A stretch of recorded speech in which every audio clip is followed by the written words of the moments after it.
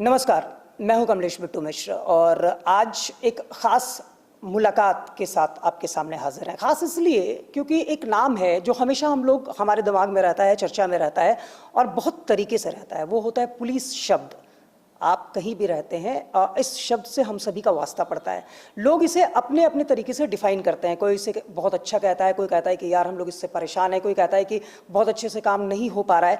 लेकिन इसे समझना बहुत ज़रूरी है क्योंकि ये शब्द जितना सुनने में आसान है उतना ही इसके जो रास्ते हैं वो बहुत मुश्किल हैं। किसी भी केस की बात कर ले, उसके समाधान के लिए बहुत कुछ करना पड़ता है।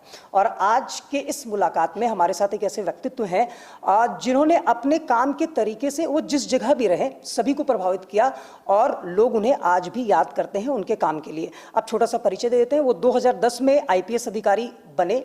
वो SSP धनबाद रहे, SP सिटी रांची रहे, ट्रैफिक SP रांची रहे, SP लोहरदगा रहे। इसके अलावा अभी वर्तमान में वो SP हजारीबाग हैं। बहुत सारे आप बात कर ले, CID में बात कर ले, वो SP CID रहे। इसके अलावा वो ADC रहे राजभवन में। बहुत सारे नाम है, हर जगह सेवा दिया। आज हजारीबाग में है मनोज रतन चौथे सर। सर बहुत बहुत आपका स्वागत है। Thank you Kamlesh ji. Sir बड़ा ये नाम जब हम लोग ऐसे लेते हैं, आप यहाँ रहें, आप यहाँ रहें, तो बोलना बड़ा आसान लग रहा है। कितने चैलेंजेस होते हैं आप लोगों के लिए ये? बिल्कुल, आपने जो बात कही कि आम आदमी के लिए एक केस दर्ज कर लेने के बाद आगे का सारा काम पुलिस को करना पड़ता है। और जहाँ जिन जगह पे मैं रहा हूँ, निश्चित रूप से काफ़ी चुनौती भरी जगह थी। चाहे वो लोहरदगा हो, चाहे वो धनबाद हो, चाहे अभी जो वर्तमान में मेरी जहाँ पे पोस्टिंग है वो जगह हो। तो आपको प्रत्येक एक जगह पे चुनौतियाँ मिलेगी और हर एक जगह की अपनी एक खासियत होती है, हर एक जगह की अपनी एक चुनौती होती है। और जब आप पुलिस कप्तान के रूप में किसी जिले में जाते हैं तो उस जिले की एक खासियत होती है, पहचान होती है। सबसे पहले तो एज SP जब मैं ज्वाइन करता हूँ तो मैं कोशिश करता हूँ कि उस जिले की पर्टिकुलर समस्या क्या है, किस समस्या को हम लोगों को एड्रेस करना है। दूसरा मेरा फोकस ये रहता है कि हम पीपल ओरिएंटेड पुलिसिंग करें। लोगों के पास पुलिस, जैसे आप बता रहे थे इंट्रोडक्शन में, कि पुलिस की एक इमेज होती है, अच्छी या बुरी दोनों इमेजेस हो सकती है। तो हमारा ये काम है कि हम जब अच्छा काम करते हैं, पब्लिक के लिए सेवा देते हैं, उसके बाद भी कुछ लोग पुलिस के प्रति निगेटिव इमेज कैरी करते हैं। तो उस इमेज को हम लोग कैसे इंप्रूव करें, ये हम लोग की कोशिश होती है। और बाकी जो काम आता है, क्राइम फ्रंट पे हो, नक्सल फ्रंट पे हो, तो वो काम हम लोग का रूटीन वे में चलता है। बट मैं समझता हूँ कि जब पुलिस की लोग बात करें तो पुलिस के बारे में लोग पॉजिटिव बात करें, अच्छी बात करें, और उस दिशा में हम लोग हमेशा प्रयासरत रहते हैं। सर चलिए मैं आगे बढ़ूंगा, बहुत सारे सवाल है। बिकॉज मनोज रतन चौथे की बात करें तो इन्होंने लगभग 2.5 साल SSP धनबाद के तौर पे बिताया। एक बहुत चैलेंजिंग धनबाद की जब बात करते हैं, और ठीक अब हजारीबाग की बात करें तो वो चैलेंज अलग होंगे, मैं वो जानूंगा। लेकिन मैं आप ही के जवाब से एक सवाल करना चाहूँगा कि ये जो इमेज बिल्डिंग की बात है, आप जब आम लोगों के बीच में जाते हैं ना, तो आम लोगों में पता नहीं एक डर होता है। उन्हें लगता है कि हम अपनी छोटी समस्या पुलिस के पास लेकर जाएंगे तो शायद वो एप्लीकेशन तो लिया ही नहीं जाएगा, वहां पे उन्हें वैल्यू ही नहीं मिलेगी। लोग का ये जो डर है, आपको लगता है कि इस पे पुलिस को काम करने की जरूरत है?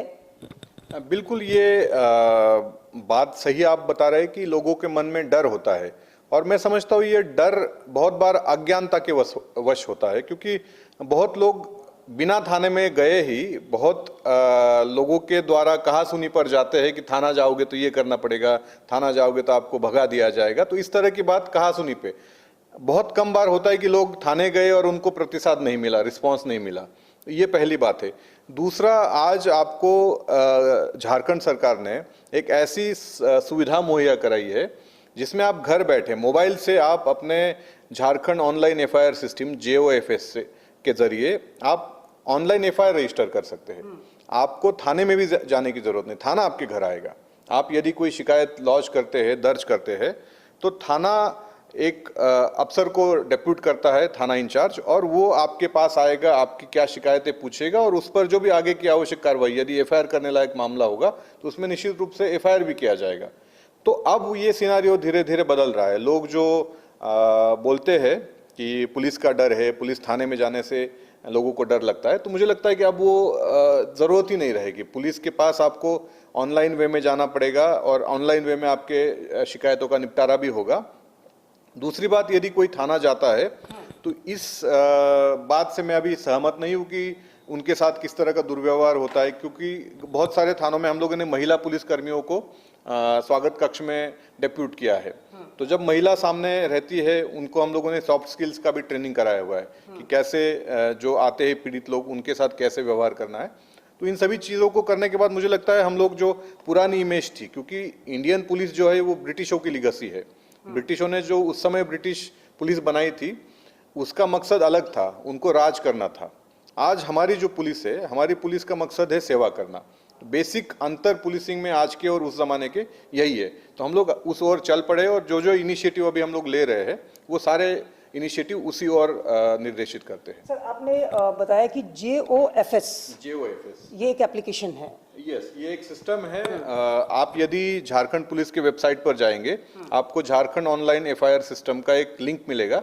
उस पर यदि आप क्लिक करते हैं तो आपको ऑनलाइन कंप्लेंट फाइल करने का एक ऑप्शन वहां दिखेगा, जिसमें आपको अपना मोबाइल नंबर, आधार नंबर और अन्य कुछ चीजें डालनी पड़ेगी, आपका नाम, उम्र वगैरह। वो ऑटोमेटिकली उस थाना के या उस जिले के SP साहब के पास चला जाएगा, वहां से वो संबंधित थाना चला जाएगा और उसका निवारण हो जाएगा थाना स्तर से। चलिए, ये एक बहुत अच्छी जानकारी है। आप JOFS जो ये ऑनलाइन सिस्टम है, जब आप झारखंड पुलिस के वेबसाइट पे जाएंगे, आप घर बैठे आप अपनी शिकायत दर्ज कर सकते हैं। ये चैलेंजेस कितने चेंज हो गए? अगर धनबाद की बात करें, आप SSP रहे, बहुत सारे हत्याकांड वहाँ पे हुए थे, उसको भी आपने वहाँ पे सुलझाया, और अब आप हजारीबाग में आए। आपको क्या लगता है हजारीबाग में आपके लिए चैलेंजेस क्या क्या हैं? जब हम लोग बात करते हैं धनबाद, हजारीबाग, बोकारो या इस तरह के बड़े जिलों की, इवन रांची की, तो चैलेंजेस हर जगह पे कुछ सेम होते हैं, कुछ जगह स्पेसिफिक होते हैं, स्पेस स्पेसिफिक होते हैं। तो धनबाद और हजारीबाग में अगर सिमिलरिटी की बात करेंगे तो अर्बन पॉपुलेशन बाकी मुफस्सिल जिलों के मुकाबले काफ़ी ज़्यादा है। धनबाद तो मैं कहूँगा कि सबसे बड़ा अर्बन कॉन्ग्लोमरेट है झारखंड का। सबसे ज़्यादा अर्बन पॉपुलेशन धनबाद जिले में है। हजारीबाग भी अब ऑलमोस्ट उसी राह पर है। हमारे यहाँ से दो इम्पोर्टेंट रोड्स गुजरते हैं, एक GT रोड है, एक NH33 है, और इस रोड के अलोंग साइड दोनों तरफ में अब अच्छा खासा अर्बन पॉपुलेशन आपको देखने को मिलेगा। तो अर्बनाइजेशन है, तो अर्बन क्राइम वहाँ पे निश्चित रूप से होता है।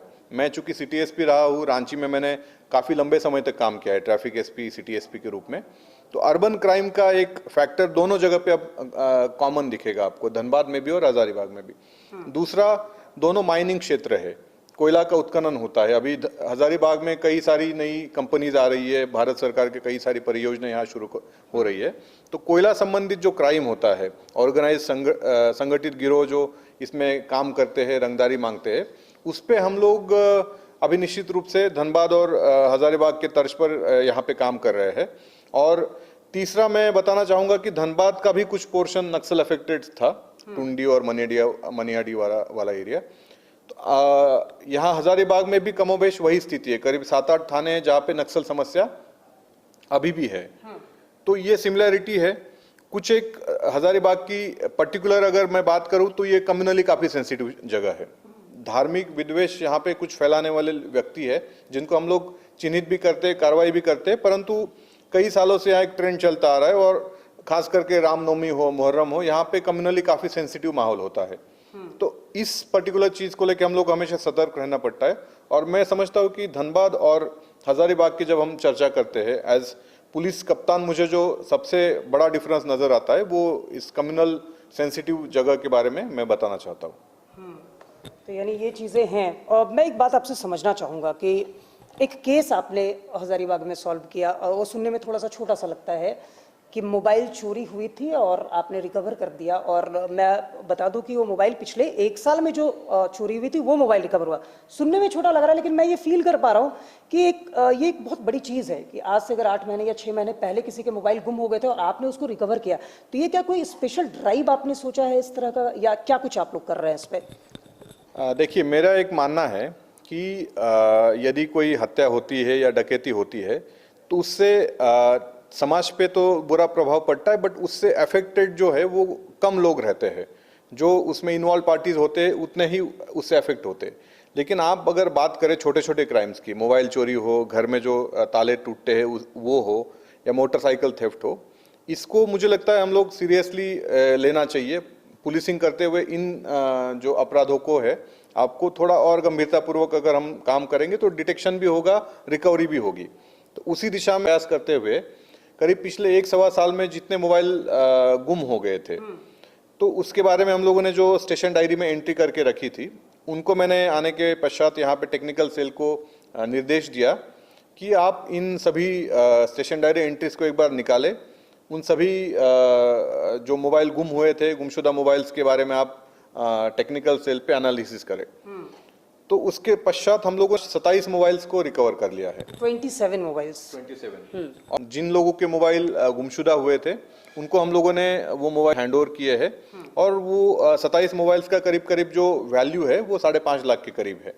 तो 5.5 लाख रुपए के हम लोग मोबाइल रिकवर कर चुके हैं और आने वाले दिनों में भी, चूंकि हमारा ये ड्राइव लगातार चलता रहेगा, क्योंकि ये मोबाइल ऐसी चीज़ है, बहुत सारे लोगों की गुम हो जाती है, कहीं गिर जाती है जेब में से, तो शिकायतें ये आती रहेगी, तो ये ड्राइव भी हम लोग का चलता रहेगा।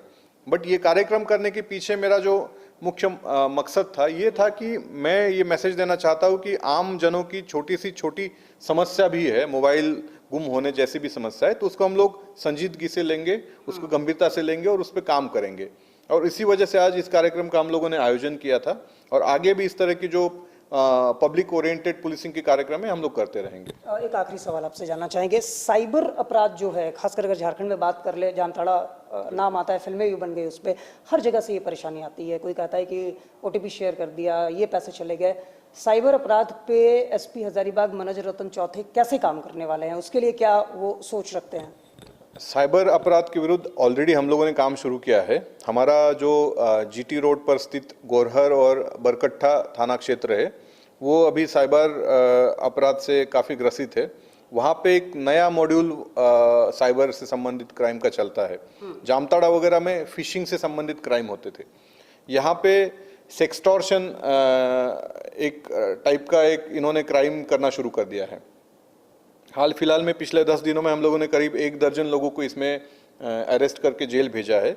और इन लोगों का मोडस ऑपरेंडी यही रहता है कि ये कुछ वेबसाइट्स पे जाके अपनी फर्जी आइडेंटिटी बनाकर अश्लील मैसेजेस लोगों के साथ शेयर करते हैं व्हाट्सएप पे, और उन मैसेजेस को लोगों को फिर स्क्रीनशॉट भेज के उनको ब्लैकमेलिंग की धमकी देते हैं कि यदि आप पैसा नहीं देंगे तो इन मैसेजेस को हम वायरल करेंगे। तो इस तरह के कुछ मॉड्यूल्स को हम लोगों ने अभी पकड़ा है। हम लोगों का काम साइबर अपराध के नियंत्रण की दिशा में लगातार जारी है। और इसके अलावा जो फ्रॉड्स होते हैं, जो आप बता रहे थे, OTP शेयर हो गया, क्रेडिट कार्ड फ्रॉड हो गया, डेबिट कार्ड फ्रॉड हो गया, उसके लिए हमारे यहाँ पे साइबर सेल बना हुआ है। और मैं अभी जब एज SP हजारीबाग ज्वाइन किया पिछले महीने में, तो मैंने रिव्यू किया, तो मुझे ये लग रहा है कि हजारीबाग जिले में भी एक डेडिकेटेड साइबर थाने की आवश्यकता है। सिर्फ साइबर सेल से काम नहीं चलेगा, उस पर अभी हम लोग विचार कर रहे हैं। जब इस पे पूरी चीज़ों का अध्ययन हो जाएगा तो मैं एक प्रस्ताव पुलिस मुख्यालय भेजूंगा, ताकि हजारीबाग में भी जामताड़ा और धनबाद देवघर के तर्ज पर एक साइबर थाना अलग से यहाँ पे खुल जाए। चलिए, बहुत बहुत शुभकामनाएं आपको कि आपने जिस तरीके से हर जगह पे काम किया है उसका फायदा हजारीबाग को मिले और एक बदलाव आपको हजारीबाग में नजर आएगा। मनोज रतन चौथे हमारे साथ थे और हजारीबाग के वर्तमान में SP हैं और निश्चित तौर पे हजारीबाग को ऐसे SP की आवश्यकता थी, एक ऐसे सिस्टम की व्यवस्था की जरूरत थी जहां पे लोग पुलिस पे भरोसा कर सके। नमस्कार।